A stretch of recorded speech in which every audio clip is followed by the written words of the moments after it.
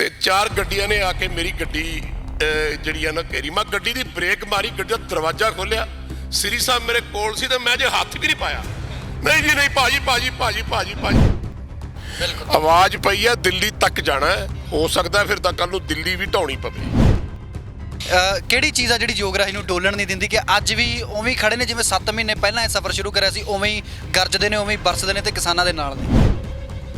ਕਿਸੇ ਦੀ ਜ਼ਰੂਰਤ ਨਹੀਂ ਕਿ ਕੋਈ ਮੈਨੂੰ ਗੱਲ ਕਰ ਜੇ ਮੇਰੇ ਨਾਲ। ਸਤਿ ਸ਼੍ਰੀ ਅਕਾਲ ਜੀ, ਮੈਂ ਯੋਗੇਸ਼ ਗੁਰਨਾ ਤੇ ਤੁਸੀਂ ਦੇਖ ਰਹੇ ਹੋ ਜੀ ਪ੍ਰਾਈਮ ਅਮਰੀਕਾ ਟੀਵੀ।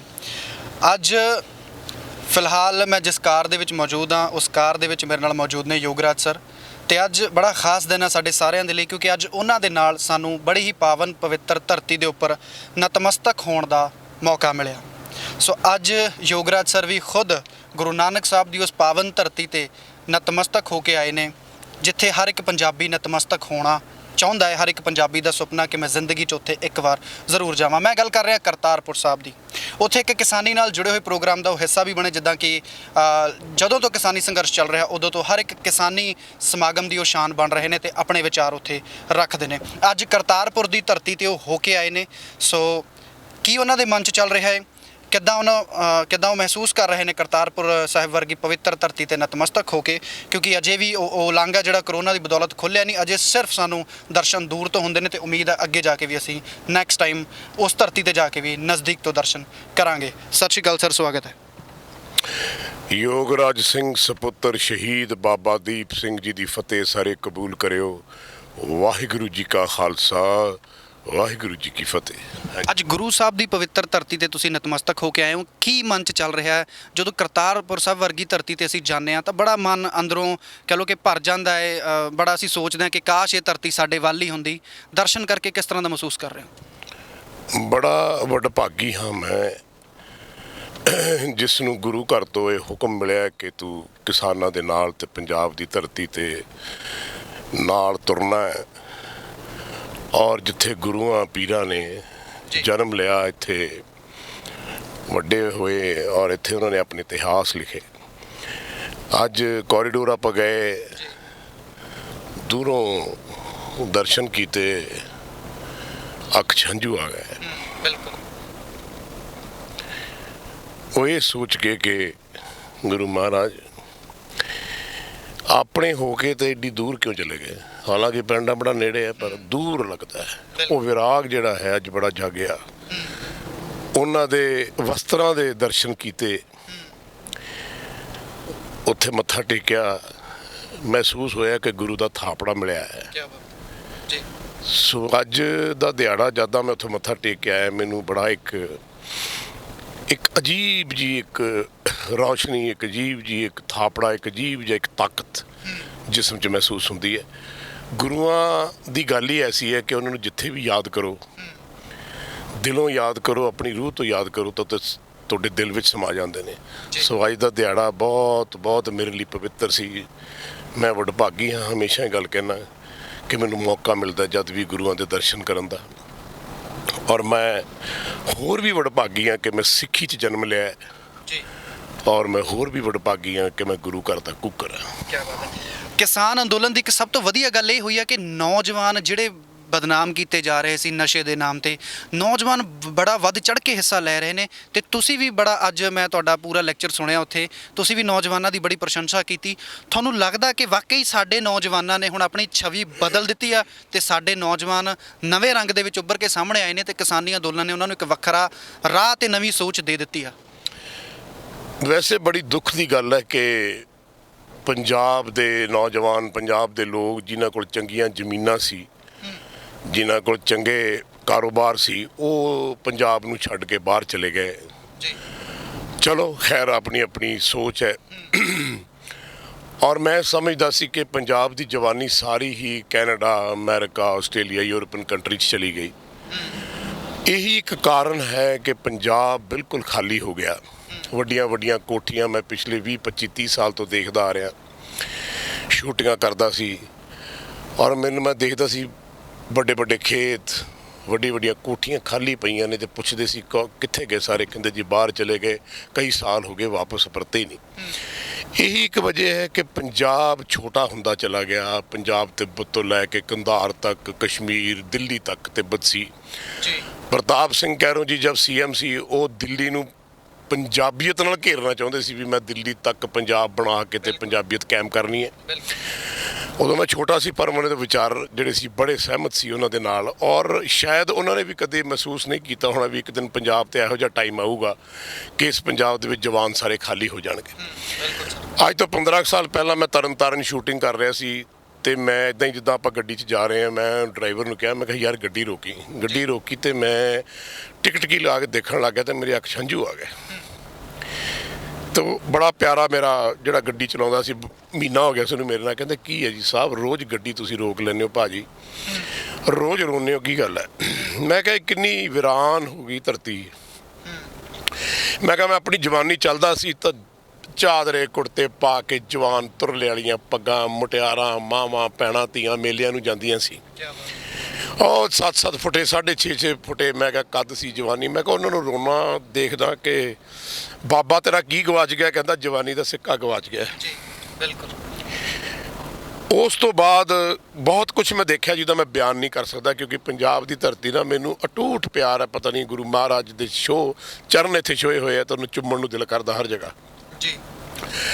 ਔਰ ਉਦੋਂ ਉਹ ਜੋ ਲੋਕ ਨਸ਼ੇ ਕਰਦੇ ਸੀ ਜਾਂ ਇਹਨਾਂ ਨੇ ਨਸ਼ੇ ਸ਼ੁਰੂ ਕੀਤੇ ਸੀ, ਲੱਗਦਾ ਸੀ ਕਿ ਪੰਜਾਬ ਕਿਤੇ ਡੁੱਬ ਰਿਹਾ, ਜਵਾਨੀ ਕਿਤੇ ਚਲੀ ਗਈ। ਉਦੋਂ ਜਿਹੜੇ ਅੱਜ 20-30 ਸਾਲ ਦੇ ਹੋ ਗਏ, ਕਿਤੇ 5-10 ਸਾਲ ਦੇ ਮੁੰਡੇ ਹੋਣੇ ਹੈ, ਤੇ ਮੈਂ ਖੜ ਕੇ ਕਦੇ ਉਹਨਾਂ ਨੂੰ ਇਹ ਵੀ ਕਹਿ ਦਿੰਦਾ ਸੀ ਕਦ ਜਵਾਨ ਹੋਣਗੇ, ਕਦ ਪੰਜਾਬ ਦੀ ਬਜ਼ੁਰਗਾਂ ਦੀ ਪੱਗ ਸੰਭਾਲੋਗੇ, ਕਦ ਦਾਦੇ ਪੜਦਾਦੇ ਦੀਆਂ ਪੱਗਾਂ ਦੇ ਤੁਰਲੇ ਲੱਗਣਗੇ। ਐਦਾਂ ਮੈਂ ਗੱਲਾਂ ਕਰਦਾ ਤਾਂ ਮੈਨੂੰ ਕਈ ਵਾਰੀ ਕਹਿੰਦੇ ਆਪਣੇ ਆਪਸ 'ਚ ਕਿਉਂ ਗੱਲਾਂ ਕਰਦੇ? ਮੈਂ ਕਹਿੰਦੀ ਬੱਚਿਆਂ ਨੂੰ ਕਹਿ ਰਿਹਾ। ਅੱਜ ਜਿਹੜਾ ਸਵਾਲ ਤੁਸੀਂ ਪੁੱਛਿਆ ਕਿ ਜਵਾਨੀ ਜਿਹੜੀ ਬਣੀ, ਜਦ ਇਹ ਰੈਲੀ ਮੈਂ ਪਹਿਲੀ ਮੋਗੇ ਕੀਤੀ ਅੱਜ ਤੋਂ 7 ਮਹੀਨੇ ਪਹਿਲਾਂ, ਤਾਂ ਉਦੋਂ ਮੈਂ ਜਵਾਨੀ ਦੇਖੀ, ਪਰ ਉਹ ਜਵਾਨੀ ਮੋਬਾਈਲ ਤੇ ਲੱਗੀ ਦੇਖੀ। ਬਿਲਕੁਲ ਵੱਡੀ ਗੱਲ। ਉਹ ਜਦ ਮੈਂ ਬੋਲਦਾ ਸੀ ਤਾਂ ਮੋਬਾਈਲ ਲੈ ਕੇ ਨਿਕਲ ਜਾਂਦੇ ਸੀ। ਮੈਂ ਹੌਲੀ ਹੁਕਮ ਮੈਨੂੰ ਮਿਲਿਆ ਟਾਲਾ ਸਾਹਿਬ ਤੋਂ, ਬਾਬਾ ਦਰਸ਼ਨ ਸਿੰਘ ਜੀ ਨੇ। ਮੈਂ ਕਿਹਾ ਬਾਬਾ ਜੀ ਮੈਂ ਕੀ ਬੋਲਾਂ? ਕਹਿੰਦੇ ਜੋ ਤੂੰ ਬੋਲਣਾ ਬੋਲ, ਬੁਲੰਦ ਆਵਾਜ਼ 'ਚ ਬੋਲ, ਆਕਾਸ਼ 'ਚ ਵੱਜੇਗੀ, ਗੁਰੂਆਂ ਦੇ ਆਸ਼ੀਰਵਾਦ ਨਾਲ ਧਰਤੀ ਤੇ ਆਏਗੀ, ਫਿਕਰ ਨਾ। ਮੈਂ ਬੋਲਣਾ ਸ਼ੁਰੂ ਕੀਤਾ ਜੈਸਾ ਤੁਸੀਂ ਅੱਜ ਸੁਣਿਆ, ਇਤਿਹਾਸ ਸੁਣਾਉਣਾ ਸ਼ੁਰੂ ਕੀਤਾ, ਹਰੀ ਸਿੰਘ ਨਲੂਏ ਦੀਆਂ ਯੋਧਿਆਂ ਦੀਆਂ ਗੱਲਾਂ ਸ਼ੁਰੂ ਕੀਤੀਆਂ, ਜਨਰਲ ਜ਼ੋਰਾਵਰ ਸਿੰਘ ਦੀਆਂ ਗੱਲਾਂ ਸ਼ੁਰੂ ਕੀਤੀਆਂ, ਤੇ ਮੈਨੂੰ ਜਵਾਨੀ ਪੁੱਛਦੀ ਹੈ ਜੀ ਇਹ ਕੌਣ ਸੀ? ਹਾਂ ਕੀ ਬਾਤ ਹੈ, ਵੱਡਾ ਸਵਾਲ। ਮੈਂ ਕਿਹਾ ਕੌਣ ਸੀ? ਸ਼ਰਮ ਮੈਂ ਕਿਹਾ ਮੈਨੂੰ ਆਉਂਦੀ ਹੈ ਤੁਹਾਨੂੰ ਦੱਸ ਦਿਓ, ਤੁਸੀਂ ਮੈਨੂੰ ਇਹ ਸਵਾਲ ਕਰਦੇ ਹੋ। ਲੇਕਿਨ ਫਿਰ ਮੈਨੂੰ ਦੱਸਣਾ ਸ਼ੁਰੂ ਕੀਤਾ, rally to rally, rally by rally, ਇਤਿਹਾਸ ਆਪਣਾ ਮਹਾਰਾਜਾ ਰਣਜੀਤ ਸਿੰਘ ਦਾ ਰਾਜ, ਮੁਗਲਾਂ ਦਾ ਰਾਜ, ਗੁਰੂਆਂ ਦੀਆਂ ਗੱਲਾਂ, ਯੋਧਿਆਂ ਦੀਆਂ ਗੱਲਾਂ, ਸ਼ਹੀਦਾਂ ਦੀਆਂ ਗੱਲਾਂ ਸ਼ੁਰੂ ਕੀਤੀਆਂ। ਮੁੰਡਿਆਂ ਨੇ ਸੁਣੀਆਂ। ਤੇ ਜਦ ਕਣਕਵਾਲ ਮੈਂ ਰੈਲੀ ਕਰ ਰਿਹਾ ਸੀ 10ਵੀਂ, 70,000 ਬੰਦਾ ਸੀ, ਜਿਹਦੇ 'ਚੋਂ 60,000 ਜਵਾਨੀ ਸੀ। ਔਰ ਮੈਂ ਬੋਲ ਰਿਹਾ ਸੀ ਤਾਂ ਮੈਨੂੰ ਐਂ ਦੇਖ ਰਹੇ ਸੀ, ਸੁਣ ਰਹੇ ਸੀ। ਔਰ ਜਦ ਵੀ ਵਿੱਚ ਮਾੜਾ ਜਿਹਾ ਕਿਤੇ ਗੈਪ ਆਉਂਦਾ ਸੀ, ਜਕਾਰਾ ਛੱਡਦੇ ਸੀ, ਐਂ ਲੱਗਦਾ ਸੀ ਜਿਵੇਂ ਬ੍ਰਹਮੰਡ ਬੋਲ ਰਿਹਾ ਹੁੰਦਾ ਹੈ। ਕਰਦੇ ਬੜੀ ਮਿਹਨਤ ਕਰੀ। ਬਾਬਾ ਜੀ ਬੜੇ ਖੁਸ਼ ਹੋਏ, ਕਹਿੰਦੇ ਸ਼ਾਬਾਸ਼ ਪੁੱਤਰਾ ਲੱਗਿਆ ਰਹੇ। 26 ਤਰੀਕ ਆ ਗਈ। 26 ਤਰੀਕ ਨੂੰ ਦਿੱਲੀ ਮਾਰਚ ਕਰਨਾ ਸੀ, ਸ਼ੰਭੂ ਬਾਰਡਰ ਸਾਰੇ ਆਏ ਹੋਏ ਸੀ, ਮੁੰਡੇ ਸਾਰੇ ਇਕੱਠੇ ਹੋਏ। ਤੇ ਮੈਂ ਇੱਕ ਗੱਲ ਜ਼ਰੂਰ ਕਹਿ ਕੇ ਆਇਆ ਸੀ, ਹਰ ਰੈਲੀ 'ਚ ਕਹਿੰਦਾ ਸੀ, ਮੈਂ ਕਿਹਾ ਦੇਖਿਓ ਕਿਤੇ ਪੰਜਾਬ ਦੀ ਧਰਤੀ ਨੂੰ ਲਾਜ ਨਾ ਲਾ ਦਿਓ। ਆਵਾਜ਼ ਪਈ ਹੈ, ਦਿੱਲੀ ਤੱਕ ਜਾਣਾ ਹੈ, ਹੋ ਸਕਦਾ ਫਿਰ ਤਾਂ ਕੱਲ ਨੂੰ ਦਿੱਲੀ ਵੀ ਢਾਉਣੀ ਪਵੇ। 26-27 ਤਰੀਕ ਨੂੰ ਜੋ ਮੈਂ ਦੇਖਿਆ ਜੀ, ਉਹ ਤੁਸੀਂ ਵੀ ਦੇਖਿਆ, ਸਭ ਨੇ ਦੇਖਿਆ। ਮਤਲਬ ਐਸਾ ਜਲਵਾ ਹੋਇਆ। ਔਰ ਮੈਨੂੰ ਬੜੀ ਖੁਸ਼ੀ ਹੈ ਕਿ ਮੈਨੂੰ ਗੁਰੂ ਮਹਾਰਾਜ ਨੇ ਖਿਤਾਬ ਬਖਸ਼ਿਆ ਕਿ ਲੋਕ ਮੈਨੂੰ ਪੰਜਾਬ ਦੇ ਕਹਿੰਦੇ ਆ ਜਾਂ ਬਾਹਰ ਜਿਹੜੇ NRI ਹੈ ਕਿ ਤੁਸੀਂ ਯੋਗਰਾਜ ਸਿੰਘ ਜੀ ਪੰਜਾਬ ਦੀ ਜਵਾਨੀ ਖੜੀ ਕਰਤੀ। ਤੇ ਮੈਨੂੰ ਮੁੰਡਿਆਂ ਨੇ ਕਈ ਵਾਰੀ ਸਵਾਲ ਕਰਨਾ, ਕਹਿੰਦਾ ਬਾਪੂ ਬੜਾ ਧੌਣ ਚੱਕ ਕੇ ਤੇ ਛਾਤੀ ਚੌੜੀ ਕਰਕੇ ਤੁਰਨਾ ਤੇ ਸਵਾਦ ਆ ਜਾਂਦਾ ਹੈ। ਮੈਂ ਕਿਹਾ ਜਦ ਪਿਓ ਦੇ ਪੁੱਤਰ ਜਵਾਨ ਹੋ ਜਾਣ ਨਾ, ਮੈਂ ਕਿਹਾ ਉਹਨਾਂ ਦੀਆਂ ਛਾਤੀਆਂ ਵੈਸੇ ਚੌੜੀਆਂ ਹੋ ਜਾਂਦੀਆਂ। ਸੋ ਇਸ ਜਵਾਨੀ ਨੇ ਇੱਕ 4 ਚੰਦ ਲਾ ਦੇ। ਔਰ ਪੰਜਾਬ ਦੀ ਧਰਤੀ ਨੂੰ ਜਵਾਨੀ ਇੰਨੀ ਕਾਇਮ ਹੋ ਚੁੱਕੀ ਹੈ, ਇਸ ਪੰਜਾਬ ਦੀ ਧਰਤੀ ਨੂੰ ਹੁਣ ਮੁੜ ਕੇ ਕੋਈ ਨਜ਼ਰ ਨਹੀਂ ਲਾ ਸਕਦਾ। ਯੋਗਰਾਜ ਸਿੰਘ ਦੇ ਵਿੱਚ ਇਹ ਜੋਸ਼ ਕਿੱਥੋਂ ਆਉਂਦਾ? ਕੀ ਤੁਹਾਡੀ ਇਨਸਪੀਰੇਸ਼ਨ ਹੈ ਕਿ ਅੱਜ ਵੀ ਮੈਂ ਤੁਹਾਡੀਆਂ ਤਕਰੀਰਾਂ TV ਤੇ ਵੀ ਸੁਣਦਾ, ਅੱਜ ਤਾਂ ਮੈਂ ਲਾਈਵ ਸੁਣੀਆਂ, ਤੇ ਇਹ ਜੋਸ਼ ਕਿੱਥੋਂ ਆਉਂਦਾ? ਆਪਣੀ ਇਨਸਪੀਰੇਸ਼ਨ ਕੀ ਮੰਨਦੇ ਹੋ? ਕਿ ਇਹ ਬਾਣੀ 'ਚੋਂ ਮਿਲਦਾ ਜਾਂ ਯੋਧਿਆਂ ਦੀਆਂ ਜੋ ਕਹਾਣੀਆਂ ਪੜ੍ਹਦੇ ਹੋ, ਕੀ ਅਸਰ ਆ ਤੁਹਾਡੇ 'ਚ ਕਿ ਅੱਜ ਤੱਕ ਵੀ ਉਹ ਗਲਾ ਉਵੇਂ ਹੀ ਗੂੰਜਦਾ ਜੋ ਅੱਜ ਤੋਂ 40 ਸਾਲ ਪਹਿਲਾਂ ਗੂੰਜਦਾ ਸੀ? ਗੁਰੂ ਨਾਨਕ ਸਭ ਤੇਰੀ ਵਡਿਆਈ, ਕੋਈ ਨਾਮ ਨਾ ਜਾਣੇ ਮੇਰਾ। ਮੈਂ ਨਹੀਂ ਬੋਲਦਾ, ਵਿੱਚੋਂ ਗੁਰੂ ਬੋਲਦਾ ਹੈ। ਮੈਨੂੰ ਕੁਝ ਵੀ ਨਹੀਂ ਬੋਲਣਾ ਆਉਂਦਾ। ਜੇ ਸੱਚ ਮੰਨੋ ਕਿ ਮੈਂ ਜਦ ਵੀ ਸਟੇਜ ਤੇ ਜਾਣਾ ਤਾਂ ਮੈਂ ਬਸ ਅੱਖ ਮੀਚ ਕੇ ਇੱਕੋ ਗੱਲ ਕਹਿਣਾ, ਮੈਂ ਗੁਰੂ ਮਹਾਰਾਜ ਬਾਬਾ ਦੀਪ ਸਿੰਘ ਜੀ ਪਿਤਾ ਜੀ, ਉਹ ਤੁਸੀਂ ਬੋਲਣਾ, ਤੁਸੀਂ ਕਹਿਣਾ, ਮੈਨੂੰ ਕੱਖ ਨਹੀਂ ਆਉਂਦਾ, ਮੈਨੂੰ ਕੁਝ ਵੀ ਨਹੀਂ ਆਉਂਦਾ। ਮੈਂ ਇਹੀ ਅਰਦਾਸ ਕਰਦਾ। ਔਰ ਉਹ ਪਤਾ ਨਹੀਂ ਕਿੱਥੋਂ ਆਪ ਬੋਲਦੇ ਆ, ਵਿੱਚੋਂ ਆਪ ਗੱਲ ਕਰਦੇ ਆ, ਗੁਰੂ ਪੀਰ ਆਪ ਖੜ ਜਾਂਦੇ ਆ। ਕਈ ਵਾਰੀ ਤਾਂ ਸਟੇਜ ਤੇ ਬੋਲਦੇ ਇੰਨਾ ਜੋਸ਼ ਆ ਜਾਂਦਾ, ਇੰਨਾ ਜੁੱਸਾ ਭਰ ਜਾਂਦਾ ਕਿ ਤੁਸੀਂ ਦੇਖਿਆ ਹੋਗਾ ਮੈਂ ਕੰਬਣ ਲੱਗ ਜਾਂਦਾ। ਕਈ ਵਾਰੀ ਮੇਰੇ ਹੰਝੂ ਵੀ ਨਿਕਲ ਆਉਂਦੇ ਆ। ਸੋ ਮੈਂ ਸਮਝਦਾ ਗੁਰੂ ਮਹਾਰਾਜ 24 ਘੰਟੇ ਨਾਲ ਖੜਿਆ, ਕਿਉਂਕਿ ਇਸ ਹਾਲਾਤ ਦੇ ਵਿੱਚ ਜਿੱਥੇ ਤੁਹਾਨੂੰ ਗੁਰੂ ਘਰ ਦਾ ਕੰਮ ਮਿਲਿਆ ਹੋਵੇ, ਗੁਰੂ ਘਰ ਨੇ ਤੁਹਾਡੇ ਤੋਂ ਸੇਵਾਵਾਂ ਲੈਣੀਆਂ। ਮੇਰੀ ਤਾਂ ਕੀ ਔਕਾਤ ਹੈ, ਪਰ ਮੈਂ ਵਡਭਾਗਾ। ਮੈਨੂੰ ਉਹ ਗੁਰੂ ਮਹਾਰਾਜ ਨੇ ਗੱਲ ਕਹੀ ਵੀ ਤੇ ਤੋਂ ਸੇਵਾਵਾਂ ਲੈਣੀਆਂ, ਤੇ ਆਪ ਹੀ ਖੜ ਜਾਂਦੇ। ਤੇ ਮੈਂ ਕਿਹਾ ਜੀ ਤੁਸੀਂ ਆਪ ਹੀ ਬੋਲਣਾ। ਸੋ ਜੋ ਕੁਝ ਵੀ ਹੋ ਰਿਹਾ ਹੈ, ਜੋ ਕੁਝ ਮੈਂ ਬੋਲ ਰਿਹਾ ਕਰ ਰਿਹਾ, ਮੈਨੂੰ ਕੱਖ ਨਹੀਂ ਪਤਾ। ਯਕੀਨ ਮੰਨਿਓ ਜੇ, ਇਹ ਸਭ ਗੁਰੂ ਦੀ ਵਡਿਆਈ ਹੈ, ਇਹ ਸਭ ਉਹਦੀ ਰਹਿਮਤ ਹੈ, ਨਿਰੰਕਾਰ ਪਿਤਾ ਦੀ ਤਾਕਤ ਹੈ। ਕਿਉਂਕਿ ਆ ਜਿਹੜਾ ਮੈਂ ਕੜਾ ਪਾਇਆ ਨਾ, ਮੈਂ ਇਹਨੂੰ ਹਮੇਸ਼ਾ ਪਟਾ ਕਹਿਣਾ, ਕੁੱਕਰ। ਤੇ ਗੁਰੂ ਗੋਬਿੰਦ ਸਿੰਘ ਜੀ ਇਹ ਦਰਗਾਹ ਤੋਂ ਲੈ ਕੇ ਆਏ ਸੀ ਸਿੱਖਾਂ ਵਾਸਤੇ, ਜਦ ਸਿੱਖੀ ਸੱਜਣੀ ਸੀ। ਤੇ ਮੈਨੂੰ ਇਸ ਗੱਲ ਦਾ ਬੜਾ ਮਾਣ ਰਹਿੰਦਾ ਹੈ ਜ਼ਿੰਦਗੀ 'ਚ ਕਿ ਹਰ ਪਲ ਹਰ ਘੜੀ ਜਿਹੜੇ ਹੈ ਬਾਬਾ ਜੀ, ਗੁਰੂ ਘਰ, ਸ਼ਹੀਦ, ਪੀਰ, ਪੈਗੰਬਰ ਮੇਰੇ ਨਾਲ ਰਹਿੰਦੇ ਨੇ। ਰਾਜਨੀਤਿਕ ਤੇ ਸਮਾਜਿਕ ਤੌਰ ਤੇ ਹੁਣ ਤੁਹਾਡੀ ਪੂਰੀ ਕੋਸ਼ਿਸ਼ ਆ ਕਿ ਸਾਡੇ ਪੰਜਾਬ 'ਚ ਸਮਾਜਿਕ ਤੌਰ ਤੇ ਵੀ ਸੁਧਾਰ ਹੋਵੇ ਤੇ ਰਾਜਨੀਤਿਕ ਤੌਰ ਤੇ ਵੀ ਸੁਧਾਰ ਹੋਵੇ। ਬੜੀਆਂ ਕੋਸ਼ਿਸ਼ਾਂ ਤੁਸੀਂ ਦਿਨ ਰਾਤ ਕਰ ਰਹੇ ਹੋ। ਹੁਣ ਵੀ ਆਪਾਂ ਦਿਨ ਰਾਤ, ਤੁਸੀਂ ਸਵੇਰ ਦੇ ਆਪਾਂ ਟਰੈਵਲ ਕਰ ਰਹੇ ਹਾਂ। ਕੀ ਲੱਗਦਾ ਤੁਹਾਨੂੰ ਕੋਸ਼ਿਸ਼ਾਂ ਰੰਗ ਲਿਆਉਣਗੀਆਂ ਤੁਹਾਡੀਆਂ, ਜਾਂ ਕਦੇ ਮਨ ਡੋਲਦਾ ਵੀ ਆ ਕਿ ਯਾਰ ਜੇ ਮੇਰੀਆਂ ਕੋਸ਼ਿਸ਼ਾਂ ਰੰਗ ਨਾ ਲਿਆਈਆਂ ਤਾਂ? ਮਨ 'ਚ ਕੀ ਚੱਲਦਾ ਜਦੋਂ ਇਕੱਲੇ ਹੁੰਦੇ ਹੋ, ਕੀ ਸੋਚਦੇ ਹੋ? ਮੈਨੂੰ ਜਦ ਹੁਕਮ ਮੇਰੇ ਗੁਰੂ ਘਰ ਨੇ ਲਾਇਆ ਸੀ, ਜਦ ਮੈਂ ਉੱਥੋਂ ਚੱਲਿਆ ਸੀ, ਤੇ ਮੈਂ ਇੱਕ ਗੱਲ ਜ਼ਰੂਰ ਸੋਚੀ ਸੀ। ਮੈਂ ਕਿਹਾ ਪਿਤਾ ਜੀ ਮੇਰੇ ਤੇ ਮਿਹਰ ਕਰਿਓ, ਮੈਂ ਡੋਲਾ ਨਾ, ਮੈਂ ਇੰਨੀ ਕੁ ਮਿਹਨਤ ਕਰਾਂ, ਮੈਂ ਬਿਮਾਰ ਵੀ ਹੋਵਾਂ, ਮੈਂ ਮਰ ਵੀ ਜਾਵਾਂ ਕੰਮ ਕਰਦੇ, ਪਰ ਮੈਨੂੰ ਇਸ ਗੱਲ ਦਾ ਬੜਾ ਯਕੀਨ ਹੋਊਗਾ, ਇਸ ਗੱਲ ਦੀ ਖੁਸ਼ੀ ਹੋਊਗੀ ਕਿ ਮੈਨੂੰ ਮੇਰੇ ਪਿਤਾ ਪਰਮੇਸ਼ਰ, ਮੇਰੇ ਗੁਰੂ ਘਰ ਮੈਨੂੰ ਇਹ ਨਹੀਂ ਕਹਿਣਗੇ ਕਿ ਪੁੱਤ ਤੈਨੂੰ ਹੁਕਮ ਲਾਇਆ ਸੀ, ਤੂੰ ਕੋਸ਼ਿਸ਼ ਨਹੀਂ ਕੀਤੀ। ਪਿਤਾ ਜੀ ਮੈਂ ਕੋਸ਼ਿਸ਼ ਕੀਤੀ, ਕਰਨਾ ਨਾ ਕਰਨਾ ਤੁਹਾਡੇ ਹੱਥ 'ਚ ਹੈ, ਨਿਰੰਕਾਰ ਦੇ ਹੱਥ 'ਚ। ਤੁਸੀਂ ਵੱਡ ਵਡੇਰੇ ਹੋ, ਮੈਂ ਤੇ ਤੁਹਾਡਾ ਹੁਕਮ ਪਹੁੰਚਾ ਸਕਦਾ, ਉਹ ਵੀ ਤੁਸੀਂ ਉਹ ਕਰਾਉਣਾ, ਮੈਂ ਨਹੀਂ ਕਰ ਸਕਦਾ। ਲੇਕਿਨ ਹਾਂ, ਜੋ ਕੁਝ ਮੈਂ ਕਹਿ ਰਿਹਾ, ਜਿੱਦਾਂ ਮਾਤਾਵਾਂ ਨੂੰ ਵੱਡੀ ਮਾਂ ਬਰਾਬਰ ਦੀ ਭੈਣ ਛੋਟੀ ਧੀ, ਜਿੱਦਣ ਇਹ ਕਿਰਦਾਰ ਬਣੇਗਾ ਹਰੀ ਸਿੰਘ ਨਲੂਏ ਵਾਲਾ, ਉਹ ਬਣਿਆ। ਮੈਂ ਦੇਖਿਆ ਦਿੱਲੀ ਜਿੱਥੇ ਸਾਡੀਆਂ ਮੁਟਿਆਰਾਂ ਬੈਠਦੀਆਂ ਸੀ, ਸਾਡੀਆਂ ਮਾਵਾਂ ਧੀਆਂ ਬੈਠਦੀਆਂ ਸੀ, ਜਿਹੜੇ ਮੁੰਡੇ ਸਾਡੀ ਜਵਾਨੀ ਉਹਨਾਂ ਨੇ ਅੱਖ ਭਰ ਕੇ ਕਦੇ ਨਹੀਂ ਦੇਖਿਆ। ਔਰ ਇੱਕ ਸ਼ਬਦ ਮੈਂ ਸੁਣਿਆ, ਬੀਬਾ ਜੀ ਸਤਿ ਸ੍ਰੀ ਅਕਾਲ, ਬੀਬਾ ਜੀ ਸਤਿ ਸ੍ਰੀ ਅਕਾਲ। ਮੈਨੂੰ ਖੁਸ਼ੀ ਬੜੀ ਹੁੰਦੀ ਸੀ। ਹੁਣ ਵੀ ਮੈਂ ਦੇਖਦਾ ਕਿ ਜਿਹੜੇ ਸਾਡੇ ਜਵਾਨੀ ਹੈ, ਤੁਸੀਂ ਵੀ ਨੋਟ ਕੀਤਾ ਹੋਣਾ, ਉਹ ਕੋਈ ਧੀ ਭੈਣ ਨਿਕਲ ਜੇ ਕੋਲ ਬਹਿ ਜੇ ਤੇ ਕਦੇ ਵੀ ਅੱਖ ਭਰ ਕੇ ਨਹੀਂ ਦੇਖਦੇ। ਉਹਨਾਂ ਨੇ ਆਪਣਾ ਕਿਰਦਾਰ ਬਣਾ ਲਿਆ। ਔਰ ਮੈਂ ਮਾਵਾਂ ਨੂੰ, ਧੀਆਂ ਨੂੰ ਇਹ ਗੱਲ ਕਹਿਣਾ ਬਈ, ਭੈਣਾਂ ਨੂੰ ਵੀ, ਤੁਸੀਂ ਜਦ ਆਪਣੇ ਪੇਟ ਤੁਹਾਡੇ ਬੱਚਾ ਹੁੰਦਾ ਹੈ, ਅੱਜ ਵੀ ਸ਼ਾਇਦ ਸੁਣਿਆ ਹੋਵੇ, ਤਾਂ ਉਦੋਂ ਤੁਸੀਂ ਗੁਰਬਾਣੀ ਪੜ੍ਹਿਆ ਕਰੋ, ਗੁਰੂਆਂ ਦੀਆਂ ਗੱਲਾਂ ਉਸ ਬੱਚੇ ਨੂੰ ਸੁਣਾਇਆ ਕਰੋ। ਉਹ ਪੇਟ 'ਚ ਤੁਹਾਡੇ ਸੁਣਦਾ ਹੈ, ਕਿਉਂਕਿ ਉਹ ਉੱਤੋਂ ਆਇਆ ਜਿੱਥੇ ਉਹਦਾ ਕੇਸ ਚੱਲਦਾ। ਜਨਮ ਆਪਣਾ ਇਸ ਕਰਕੇ ਹੋਇਆ ਕਿਉਂਕਿ ਰੱਬ ਨੇ ਕਿਹਾ ਲਾ ਤੈਨੂੰ ਇੱਕ ਮੌਕਾ ਹੋਰ ਦਿੱਤਾ, ਬੰਦਾ ਬਣ ਕੇ ਆ। ਉਹ ਗੁਰਬਾਣੀ ਨਾਲ ਤੁਸੀਂ ਜੋੜੋਗੇ, ਆਪਣੇ ਈਸ਼ਟ ਨਾਲ ਜੋੜੋਗੇ, ਜੋ ਵੀ ਤੁਹਾਡਾ ਧਰਮ ਹੈ, ਜੋ ਵੀ ਤੁਹਾਡਾ ਕਰਮ ਹੈ, ਉਹਦੇ ਨਾਲ ਤੁਸੀਂ ਜੋੜੋਗੇ। ਜਦ ਬੱਚਾ ਬੋਲਣਾ ਸਿੱਖਦਾ ਹੈ, ਇਸ ਧਰਤੀ ਤੇ ਆਉਂਦਾ ਹੈ, ਤਾਂ ਉਹਦੇ ਮੂੰਹ ਚੋਂ ਨਿਕਲਣਾ ਚਾਹੀਦਾ ਰਾਮ, ਅੱਲਾ, ਵਾਹਿਗੁਰੂ, ਆਪਣੇ ਆਪਣੇ ਈਸ਼ ਦੇ ਹਿਸਾਬ ਨਾਲ। ਲੇਕਿਨ ਆਪਾਂ ਲੱਗ ਪੈਂਦੇ ਕਹਿ ਮੰਮੀ, ਕਹਿ ਪਾਪਾ।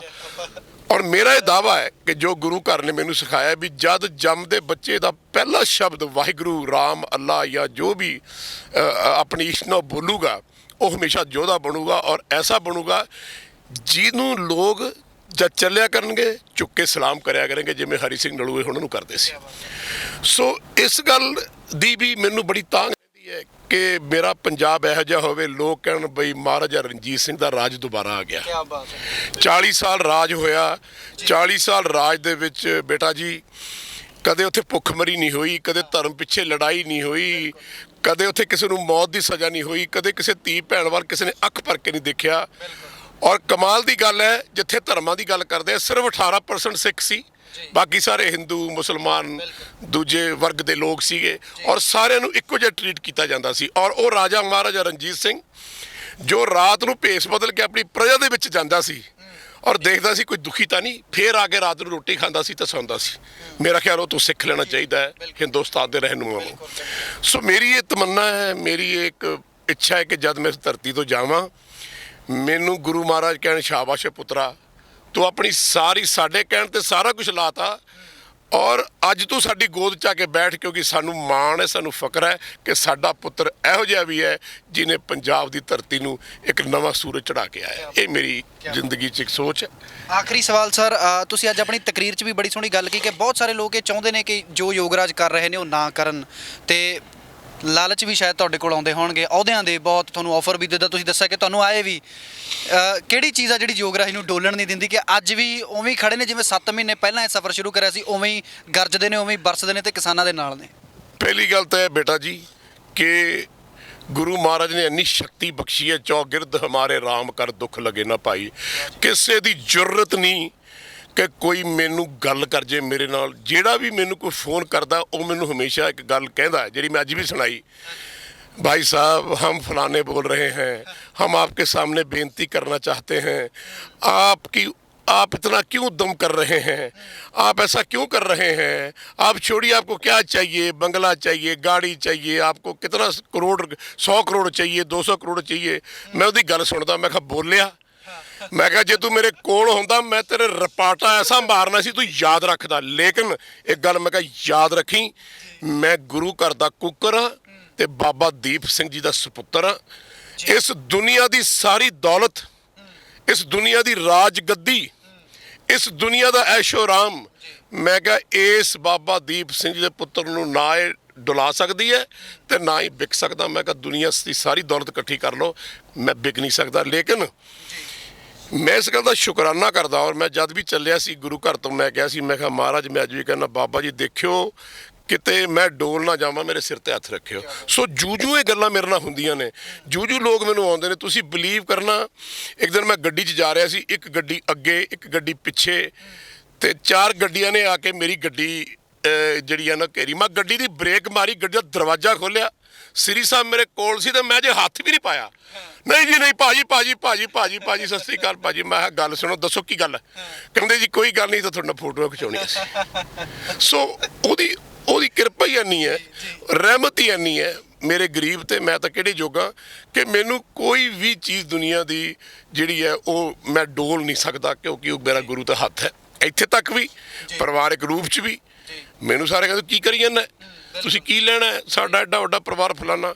ਮੈਂ ਕਿਹਾ ਵੀ ਗੱਲ ਇਹ ਹੈ, ਜਿਸ ਪੰਜਾਬ ਨੇ ਜ਼ਿੰਦਗੀ 'ਚ ਮੈਨੂੰ ਜਿਉਂਦਾ ਰੱਖਿਆ, ਮੈਨੂੰ ਪਿਆਰ ਦਿੱਤਾ, ਜਿਸ ਗੁਰੂ ਪੀਰ ਦੇ ਘਰੋਂ ਮੈਂ ਆਇਆ, ਮੈਂ ਬਾਬਾ ਜੀ ਦਾ ਬੇਟਾ, ਗੁਰੂ ਘਰ ਦਾ ਕੁੱਕਰ। ਜੇ ਤੁਸੀਂ ਮੇਰੇ ਵਿੱਚ ਫਸੋਗੇ ਮੈਂ ਕਹਿ ਦੂੰਗਾ ਭਾਈ ਤੁਸੀਂ ਮੇਰਾ ਪਰਿਵਾਰ ਨਹੀਂ, ਮੈਂ ਤੁਹਾਡਾ ਕੁਝ ਨਹੀਂ ਲੱਗਦਾ। ਪਰ ਮੈਨੂੰ ਖੁਸ਼ੀ ਹੈ ਕਿ ਉਹ ਸਾਰੇ ਦੇ ਸਾਰੇ ਪਰਿਵਾਰ ਨੇ ਮੇਰੇ ਨਾਲ ਮੋਢਾ ਲਾ ਕੇ ਇਸ ਅੰਦੋਲਨ ਦੇ ਵਿੱਚ ਉਹ ਸਾਰੇ ਹਾਜ਼ਰ ਨੇ। ਇਹ ਵੀ ਗੁਰੂ ਦੀ ਕਿਰਪਾ ਹੈ। ਕੀ ਬਾਤ ਹੈ। ਸੋ ਵੱਡੀ ਗੱਲ ਹੈ ਜੀ, ਅੱਜ ਪੂਰਾ ਦਿਨ ਮੈਨੂੰ ਵੀ ਸਰ ਦੇ ਨਾਲ ਰਹਿਣ ਦਾ ਮੌਕਾ ਮਿਲਿਆ ਤੇ ਇਹਨਾਂ ਦੀ ਬਦੌਲਤ ਅੱਜ ਮੈਂ ਵੀ ਉਸ ਪਵਿੱਤਰ ਧਰਤੀ ਕਰਤਾਰਪੁਰ ਸਾਹਿਬ ਦੇ ਦਰਸ਼ਨ ਕੀਤੇ ਆ, ਤੇ ਜੋ ਪਿਆਰ ਸਤਿਕਾਰ ਇਹਨਾਂ ਨੂੰ ਮਿਲਿਆ ਤੇ ਜੋ ਤਕਰੀਰ ਇਹਨਾਂ ਨੇ ਕੀਤੀ, ਜਿਸ ਇਕੱਠ ਦੇ ਵਿੱਚ ਇਹਨਾਂ ਨੂੰ ਜੋ ਮਾਣ ਸਤਿਕਾਰ ਮਿਲ ਰਿਹਾ, ਵਾਕਈ ਹੱਕ ਸੱਚ ਨੂੰ ਹੁਣ ਨੌਜਵਾਨ ਪਛਾਣ ਰਿਹਾ, ਉਹ ਖੜਾ ਹੈ, ਉਹ ਇਨਸਪਾਇਰ ਹੋ ਰਿਹਾ।